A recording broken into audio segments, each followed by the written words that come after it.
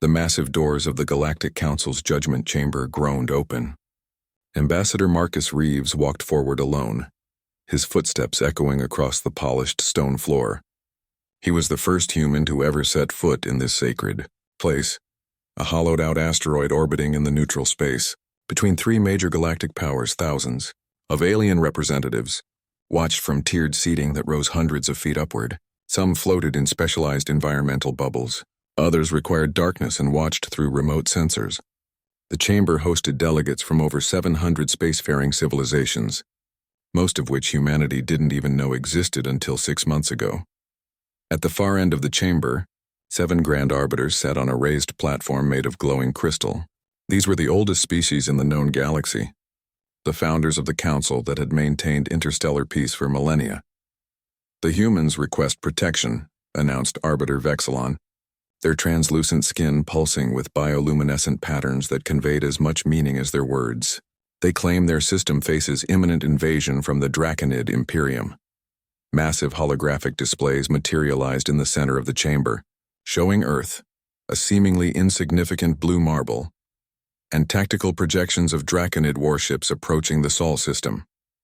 "We have analyzed their civilization," continued another arbiter, the insectoid Kulith, whose compound eyes reflected the light from 1,000 stars. "Humans have barely achieved rudimentary interplanetary travel. Their weapon systems are primitive at best. Their understanding of quantum physics is elementary. They cannot possibly defend themselves against a Draconid harvesting fleet." Ambassador Reeves stood perfectly still, his expression unreadable. 6 months ago, humanity had detected the approaching Draconid fleet and sent emergency transmissions to every frequency they could access. The council had responded, offering this audience. The chamber buzzed with conversation in 100 different languages. Many delegates seemed amused at humanity's predicament. The Draconids were notorious for harvesting resources from inhabited worlds, particularly those with rich biospheres like Earth. They weren't known for their mercy. "We propose a protection agreement," announced Vexilon finally, raising 4 upper limbs in a gesture that silenced the chamber. "The Galactic Council will station defensive forces in your system to deter the Draconid threat.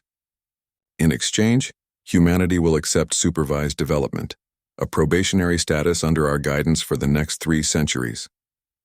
The terms appeared in glowing text above the central platform. Restrictions on technological advancement, limitations on space travel, resource quotas, cultural adjustments. In exchange for protection, Earth would essentially become a vassal world. The chamber fell silent. All eyes turned to the human. Reeves's lips curled into a subtle smile. "The people of Earth appreciate your generous offer of protection," he said, his voice echoing through the chamber's perfect acoustics. "However, there seems to be a misunderstanding about why I'm here." He activated a small device on his wrist. The massive holographic displays flickered, then showed new imagery. Dozens of Draconid warships adrift in space, disabled, their hulls breached, life support systems failing. "I'm not here to request your protection," Reeves continued, his smile widening. "I'm here to inform you that we've already dealt with the Draconid advance fleet ourselves, and now I'm here to negotiate the terms of our entrance into your Galactic Council." Pandemonium erupted in the chamber. "Impossible," they cried. "Deception," others shouted.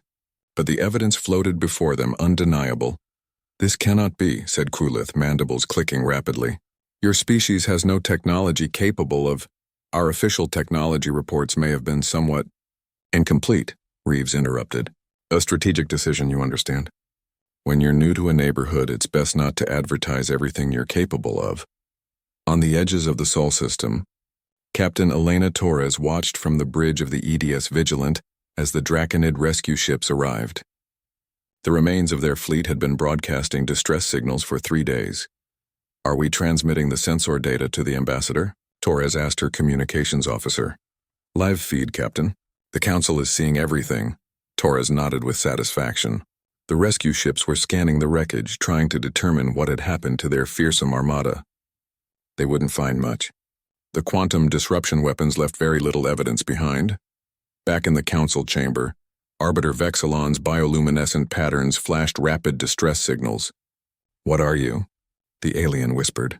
Reeves's smile never wavered. "We are humanity, and we're just getting started." Behind him, The holographic display showed more Draconid ships arriving, larger vessels, warships responding to their fleet's distress call. "Oh," Reeves said, noticing the Council's alarm. "Don't worry about them.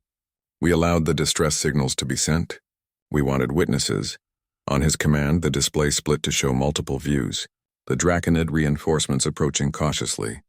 Human ships, sleek vessels with technology clearly beyond what Earth should possess, moving to intercept. "Now then," Reeves said, his voice cutting through the shocked silence, "let's discuss our terms for joining your council. First, we'll need access to your central archives. Second, unrestricted travel rights through all council territories. And third," he paused as the display showed the human vessels engaging the Draconid reinforcements. The alien ships fired first, massive energy weapons that should have vaporized the human fleet. Instead, the blast seemed to bend around the Earth ships, which emerged unscathed. "Third," Reeves continued, "we'd like a detailed account of why you've been monitoring Earth for the past 10,000 years. The hidden observation posts on our moon were well disguised, but not well enough." In a secure room beneath the White House, President Diana Monroe watched the live feed from the council chamber with her Joint Chiefs. She saw the faces of the alien representatives: shock, fear, anger, calculation. "They never intended to help us," said General Williams. "They were going to turn us into a client state." "Of course they were," the president replied. "That's why we didn't wait for their help." In the council chamber, Reeves stood tall as accusations and questions flew around him. The Grand Arbiters conferred among themselves, their private communications hidden from even their own council members. Finally, Vexilon spoke. "The council will recess to consider Earth's position." The Arbiter's voice carried an edge of uncertainty that had never been heard before. "Ambassador Reeves, you will remain as our guest." "Of course," Reeves said with that same unnerving smile. "I look forward to continuing our discussion. Earth has so much to contribute to galactic society. After all, we've been studying you almost as long as you've been studying us." As the council representatives filed out, many casting wary glances at the human, Reeves touched his communicator once more. "Phase 1 complete," he whispered. "Begin Phase 2. Around the galaxy, sleeper agents who appeared to be ordinary humans, diplomatic staff, trade representatives, cultural exchange students, received the coded message. In their secure quarters, they opened specially shielded cases and activated devices that had been dormant until now. Humanity's real plan was just beginning. Ambassador Reeves was escorted to luxurious guest quarters within the Council's asteroid base. The room adapted to human environmental needs, but the walls were transparent force fields. He was a guest, but also a prisoner. Outside his quarters, the conclave of strategic assessment gathered, a secretive branch of the Galactic Council dedicated to identifying potential threats. Leading them was Director Orvax, a six-limbed strategist from the ancient Moldovan collective, whose species had survived 3 galactic wars through careful analysis and preemptive action. "The human demonstration was impossible," said Orvax, reviewing the battle footage. "Their level of technology contradicts everything in our observation records. They knew about our moon outpost," added Telex, the Veil Consortium's representative. "Her species communicated through patterned light emissions across their semi-transparent skin. That installation was shielded by our best cloaking technology." Across the room, General Drac of the militaristic Toran Dominion snorted in disgust, hot breath steaming from his bovine snout. "The solution is simple. We should obliterate their world now, while their main fleet is occupied with the Draconids." Orvax raised 3 limbs in the Moldovan gesture for patience. "We need to understand what we're dealing with first. How did a supposedly primitive species develop quantum disruption weapons without our knowledge?" Meanwhile, on Earth, Dr. Eliza Donovan sat in the underground command center beneath Geneva, watching real-time feeds from hidden cameras in Reeves' quarters. As head of the Xenopolitical Affairs Division, she had helped craft humanity's grand deception. "They've assembled their threat assessment team," she told the gathered world leaders on the secure video conference, "just as we predicted." "How long before they send observers?" asked the Chinese premier. 24 hours maximum," Eliza replied. "They'll want to inspect our world, confirm what they saw wasn't some trick." The Brazilian president leaned forward. "And the Draconid situation?" Eliza switched the display to show the ongoing space battle at the edge of the solar system. Captain Torres reports minimal casualties. The Draconids are retreating after losing their second wave. Our shield technology held. What none of them said aloud, even on this secure line, was the truth about that shield technology. Humanity's technological leap hadn't come from brilliant innovation alone. 40 years ago, a scout ship had crashed in the Gobi Desert. Its occupants were dead, but its technology was intact. Technology that should have been impossible according to the laws of physics as humans understood them. Since then, a secret global consortium had worked to reverse engineer the finds, creating weapons and defenses that had remained hidden from the watching eyes of the Galactic Council. The defeated Draconid ships from the first wave weren't a victory in direct combat. They had been ambushed using technology the aliens didn't realize humans possessed. Eliza activated the secure communication channel to Ambassador Reeves. They're sending observers. Activate Protocol Mirage. Reeves gave a subtle nod to the hidden camera, then returned to his apparent meditation. Across Earth's territories, a carefully orchestrated deception began. Advanced technology disappeared into hidden bunkers.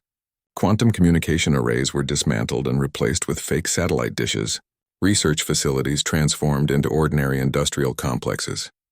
Military bases reverted to conventional weapons systems. Within 12 hours, Earth appeared exactly as the Council's records suggested it should be, a developing world with rudimentary space travel capabilities. On a remote monitoring station at the edge of the solar system, Commander Jackson Rivera received Eliza's encrypted message. Protocol Mirage active. Inspection team inbound. Maintain position but power down all advanced systems. The commander watched as his crew transformed their state-of-the-art battle station into what appeared to be a primitive early warning outpost, with deliberately exposed vulnerabilities. "Sir," his first officer whispered, "what if they attack while we're powered down?" "That's not their style," Rivera replied. "They'll observe, analyze, then try to control. It's what they've done to every emerging species for the past 10,000 years." The Council's inspection team arrived 16 hours later, a diverse group of specialists led by Lorix, a telepathic Navarian. Their ship entered Earth's atmosphere with deliberate visibility, landing at the newly constructed Galactic Relations Complex in Geneva. Dr. Donovan greeted them with appropriate diplomatic ceremony, then began the carefully planned tour of Earth's primitive capabilities. "As you can see," she explained as they visited a manufacturing facility, "we've only recently begun to understand basic anti-gravity applications. This prototype can reduce mass by approximately 30%, but the power requirements are still prohibitive." The Navarian inspector narrowed his 6 eyes, attempting to use his species' natural telepathic abilities to detect deception, but every human in the facility had undergone rigorous mental discipline training, their thoughts guarded by techniques developed specifically to counter alien mind reading. "And the Draconid ships?" asked Lorix. "How did primitive humans defeat an advanced harvesting fleet?" Eliza led them to a research lab where scientists were examining what appeared to be a naturally occurring mineral. "Pure luck," she explained. "We discovered this substance in our asteroid belt. When properly charged, it creates a field that temporarily disrupts certain energy patterns. The Draconids happen to use exactly the type of propulsion system affected by this field. A natural phenomenon," she added with a humble smile. "We got lucky. That's why we need the Council's protection for future threats. We can't count on finding such convenient solutions twice." The Navarian sensed something amiss but couldn't penetrate the disciplined minds around him. The other inspectors took readings, collected samples, and filed reports back to the Council. As they prepared to depart 3 days later, Dr. Donovan presented them with diplomatic gifts, seemingly primitive art pieces, that secretly contained microscopic quantum trackers. "We hope this begins a productive relationship between Earth and the Galactic Council," she said with perfect diplomatic poise. Once their ship departed Earth orbit, Commander Rivera received another encrypted message. "Protocol Chimera is now active. Phase 2 begins." In the darkness of space, human stealth ships tracked the departing alien vessel, placing additional quantum trackers on its hull. Specialized listening devices attached to the ship's communications array began transmitting every conversation, every report being sent back to the Council. Within hours, humanity had eyes and ears in the very heart of galactic politics. Back in the council chamber, Ambassador Reeves was brought before the Grand Arbiters again. Our inspection team reports that your victory over the Draconids appears to have been fortunate, said Arbiter Vexilon. A quirk of planetary science rather than advanced military capability. Reeves maintained his diplomatic smile. As I said, we may have oversold our capabilities in our initial presentation. The stress of imminent invasion, you understand. We would still very much appreciate the Council's protection. The Arbiters conferred briefly, their private communication channels unaware they were now compromised by human listening devices.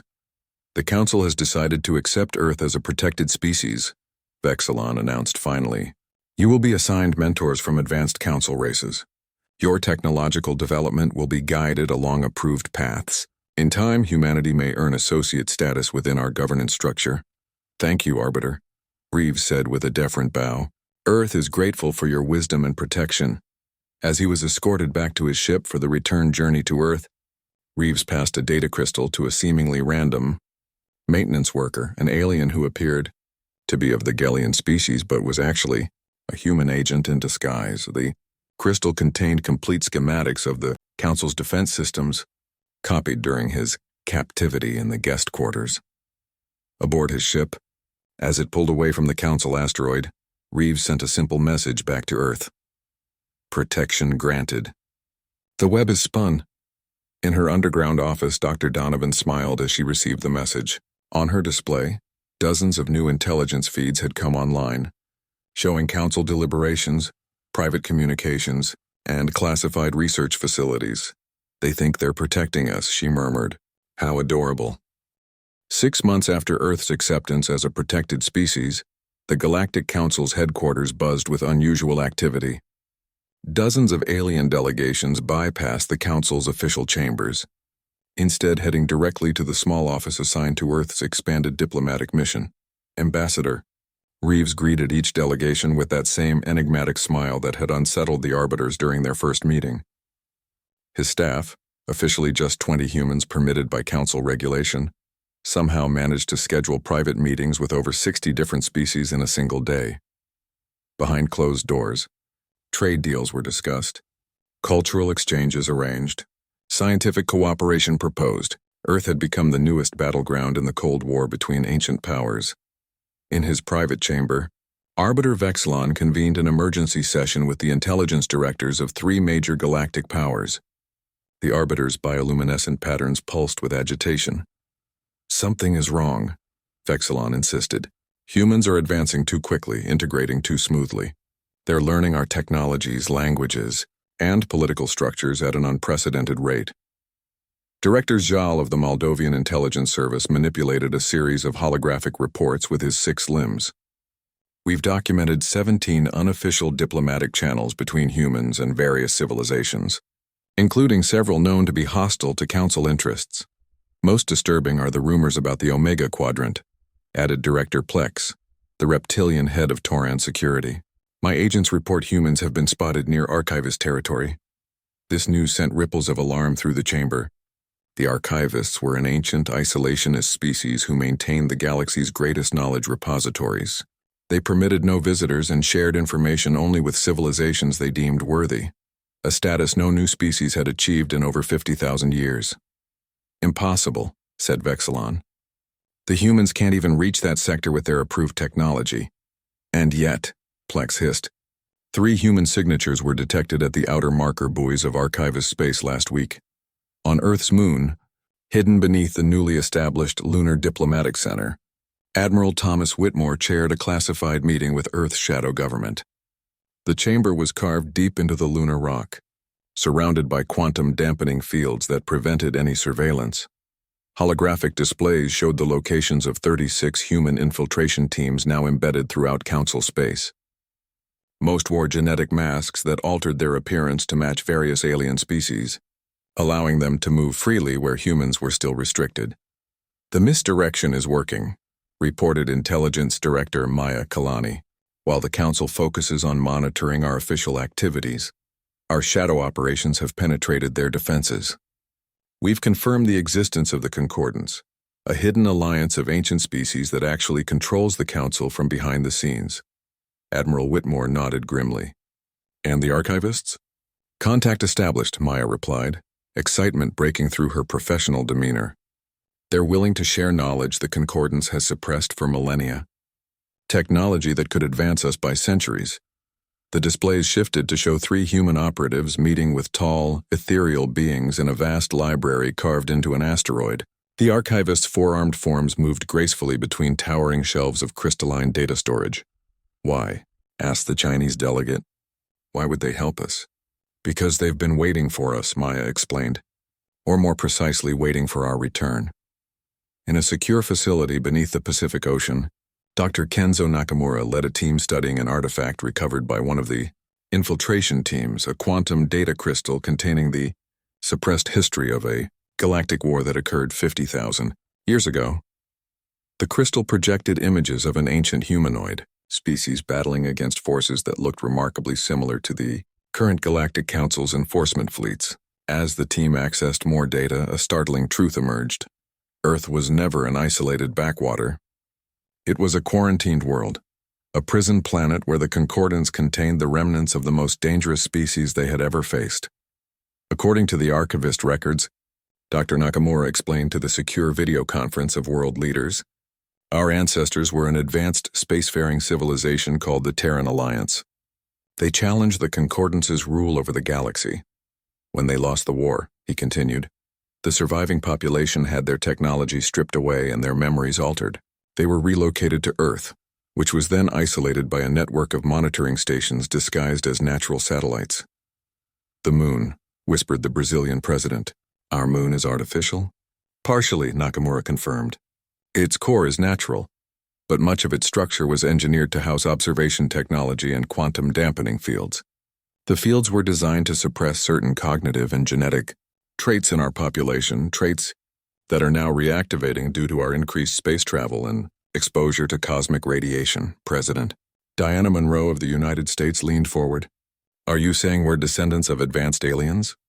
Not aliens, Nakamura corrected. The original humans. We're not becoming something new. We're remembering what we once were. Back in the council chambers, Ambassador Reeves continued to smile pleasantly during official negotiations. The council representatives found his perpetual calm increasingly disturbing, especially as reports arrived about unusual human activities throughout council space. Your diplomatic corps seems to be growing beyond approved numbers, noted Kulith. The insectoid arbiter. Just efficient scheduling, Reeves replied smoothly. We're eager students of galactic diplomacy. In reality, human operatives were now positioned in critical locations throughout council territory. Some gathered intelligence. Others sabotaged surveillance systems. The most important teams worked to locate and disable the ancient technology that had kept humanity contained for 50 millennia. On a remote moon, orbiting a gas giant in the Centauri system, Commander Rivera led a team to what appeared to be a natural formation of crystal spires. According to the archivist data, this was one of 7 control nodes for the quantum dampening field surrounding Earth. Charges set, reported his demolitions expert. Countdown initiated. Rivera checked the synchronized operation timetable on his secure pad. All teams report ready. Deactivation in 3, 2, 1. Across 7 star systems, similar teams disabled the ancient containment technology simultaneously. On Earth, millions of people experienced a momentary disorientation as the dampening field collapsed. Some reported sudden insights or flashes of knowledge that felt like memories of things they'd never experienced. In the Council's monitoring station, alarms blared as sensors detected massive energy fluctuations across Earth's surface. Panic spread as technicians realized what was happening. The containment field is down, shouted a technician. Human neural activity is spiking across their planet. In the private chambers of the Concordance, ancient beings who rarely showed themselves even to the council arbiters stirred from their meditation pods. Awareness spread among them. The quarantine had failed. The descendants of their ancient enemy were awakening. Activate Emergency Protocol Omega, commanded the eldest, a being so old its original species was barely recognizable. The humans must be contained at all costs. Throughout council space, massive warships that had remained dormant for millennia began powering up. The Harbingers, a machine race created by the Concordance to enforce their will, activated their planet-killing weapons. In lunar headquarters, Admiral Whitmore received the intelligence with grim determination. "Send the signal," he ordered. "Activate all sleeper cells. Protocol Lazarus is now in effect. Across the galaxy, seemingly unrelated alien individuals, diplomats, military officers, scientists, all secretly carrying human genetic markers from infiltration team donors, received the coded message. Within hours, key Harbinger activation sequences were sabotaged, buying humanity precious time. On the Council's capital world, Ambassador Reeves entered the private chambers of the Concordance Elders. They awaited him with ancient weapons drawn. "You knew," said the eldest, energy crackling around its withered form. "You knew what you were all along." "We remembered," Reeves corrected with that same unsettling smile that now carried new meaning.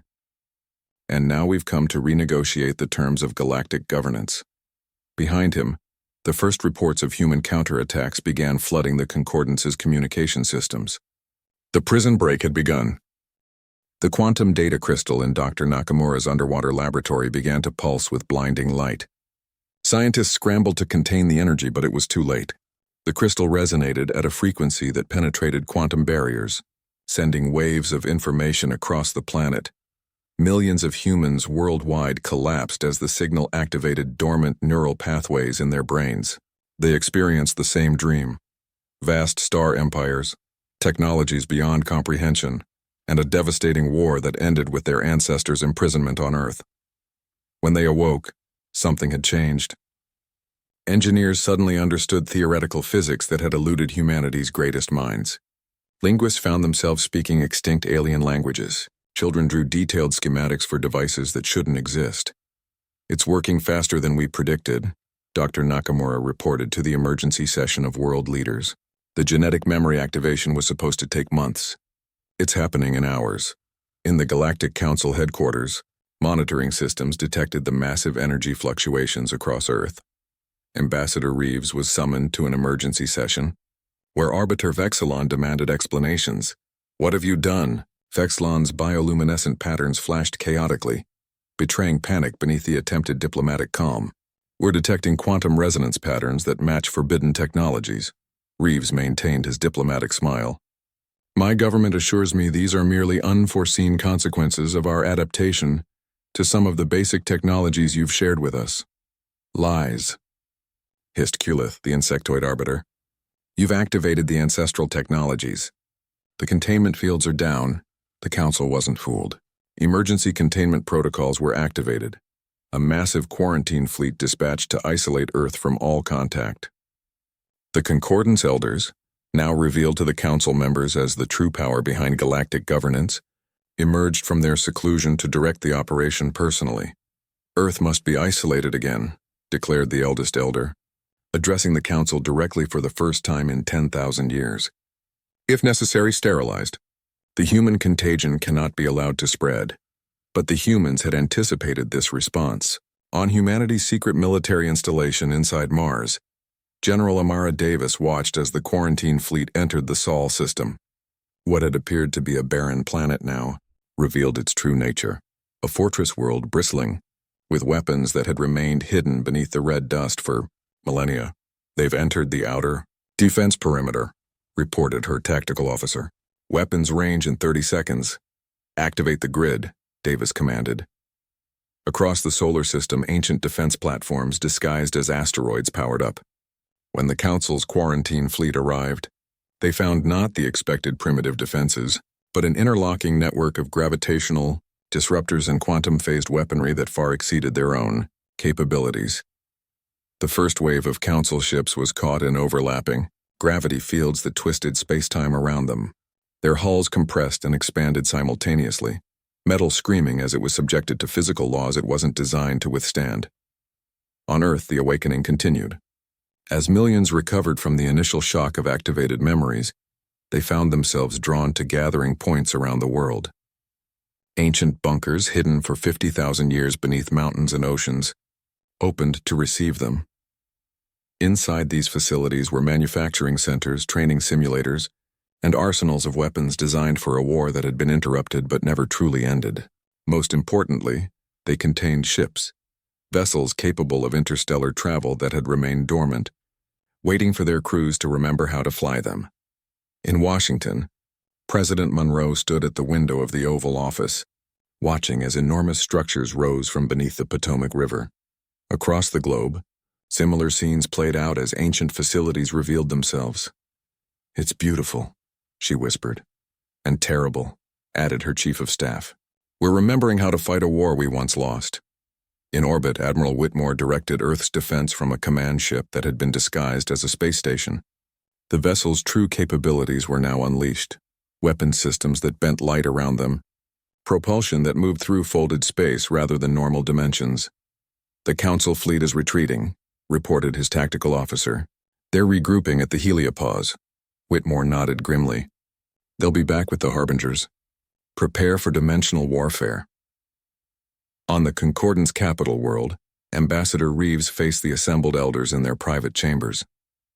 What had begun as his capture had transformed into a confrontation of equals as Reeves revealed his true nature. Not merely human, but a consciousness collective, carrying the memories and experiences of thousands of individuals who had volunteered to merge their minds.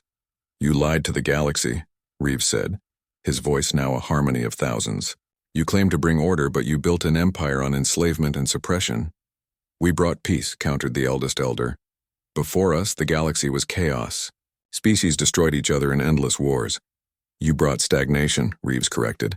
"You decided which species would advance and which would remain primitive. You engineered entire civilizations to serve as buffers between powers you couldn't fully control. You played God."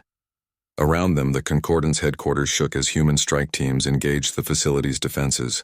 The elders had not expected an attack on their most sacred sanctuary, had not believed anyone knew its location. "How did you find this place?" demanded another elder, its amorphous form rippling with anger. Reeves smiled. "We built it. Before your kind overthrew us, this was a Terran Alliance outpost. Our genetic memory includes every access code, every secret passage. This was our home before you stole it." Across the galaxy, humanity's carefully positioned agents activated simultaneously. The Harbinger weapons were not just disabled but reprogrammed, their targeting systems now locked onto the Concordance's hidden power centers instead of Earth. In Earth orbit, General Davis commanded humanity's unified fleet, ships contributed by every nation, crewed by humans who had awakened to their ancestral knowledge. They engaged the remaining Concordance forces not in standard space combat, but through dimensional warfare, phasing in and out of reality faster than their enemies could target them. "They're using old tactics," Davis told her bridge crew, "fighting the last war. They haven't evolved their strategies in 50,000 years because they've never needed to. No one has challenged them." On her command screen, she watched as human ships executed maneuvers that should have been impossible, moving through spaces between dimensions where the laws of physics operated differently. The Council fleet, despite their advanced technology, couldn't track targets that existed in multiple phase states simultaneously. Back on Earth, Dr. Nakamura completed the crystal's activation sequence, unleashing a galaxy-wide quantum resonance that awakened the final dormant abilities in human-seeded species on dozens of worlds. The Concordance's worst fear materialized, a unified, distributed rebellion erupting simultaneously across their domain.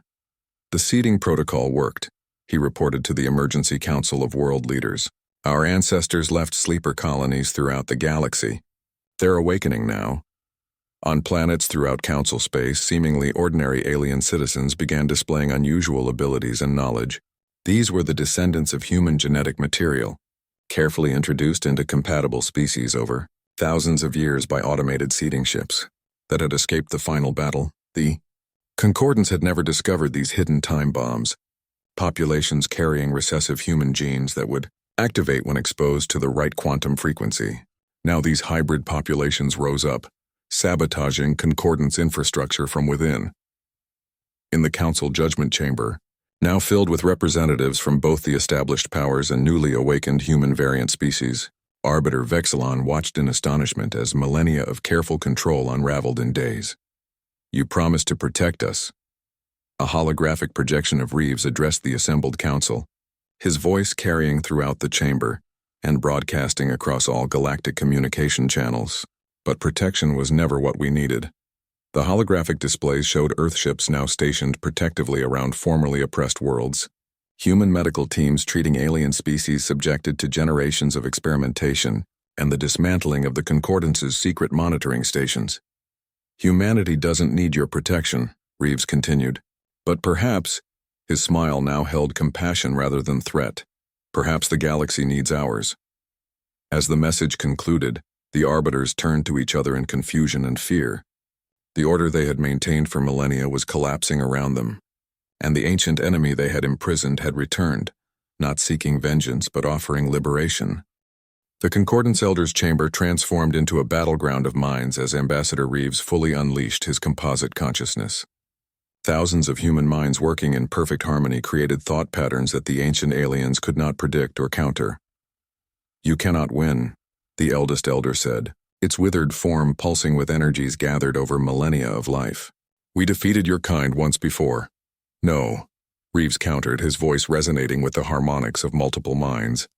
"You defeated divided humans fighting with primitive technology. We are something new now." Around them, the battle for the Concordance headquarters continued as human strike teams penetrated deeper into the facility. They weren't seeking to destroy but to access, reaching for the central archives that contained the complete history the Elders had hidden from the galaxy. Across Council space, humanity's carefully orchestrated counterattack unfolded with precision. The Harbinger weapons, ancient planet killers created to enforce the Concordance's will, had been not just disabled but reprogrammed, their targeting systems now locked onto the Concordance's hidden power centers. In Earth orbit, General Davis commanded humanity's unified fleet from the bridge of the flagship Aurora.